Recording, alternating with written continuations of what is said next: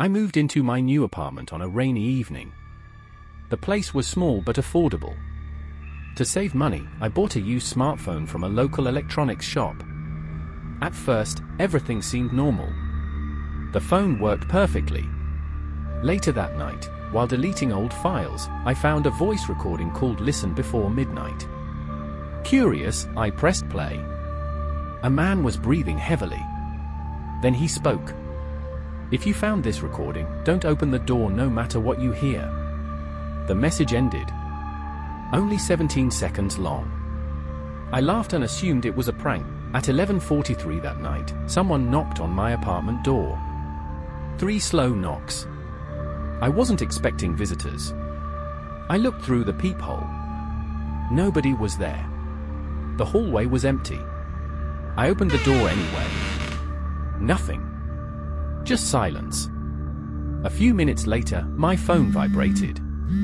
A new voice recording had appeared. I never downloaded it. I never received it. But it was there. I pressed play. The same man's voice returned.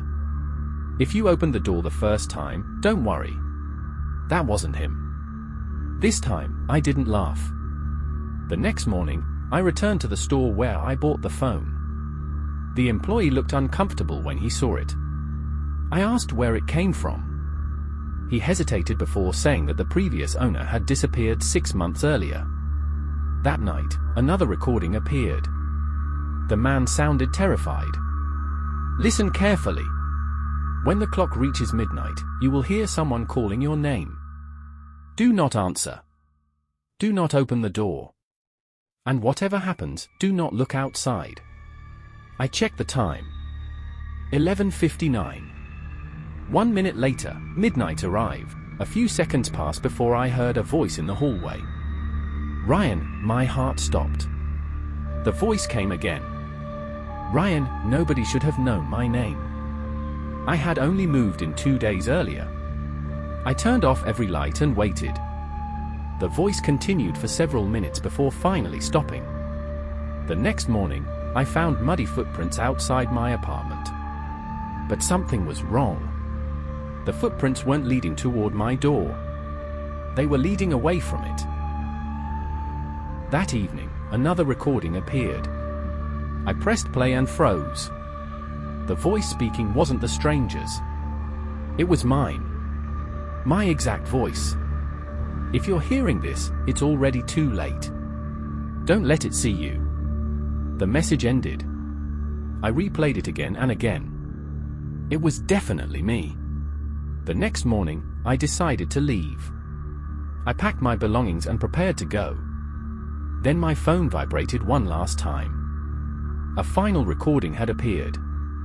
The date on the file made no sense. It was dated tomorrow. With shaking hands, I pressed play. I heard screaming, glass breaking, heavy breathing, then silence. Finally, my own voice whispered, "He's behind you."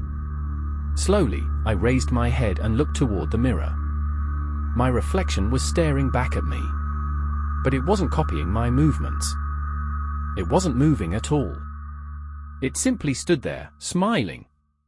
A smile I wasn't making. The next day, I disappeared. When police searched the apartment, they found only the phone. Inside the recordings app was a new file. Its title was simple: "For the next owner." And nobody ever saw me again.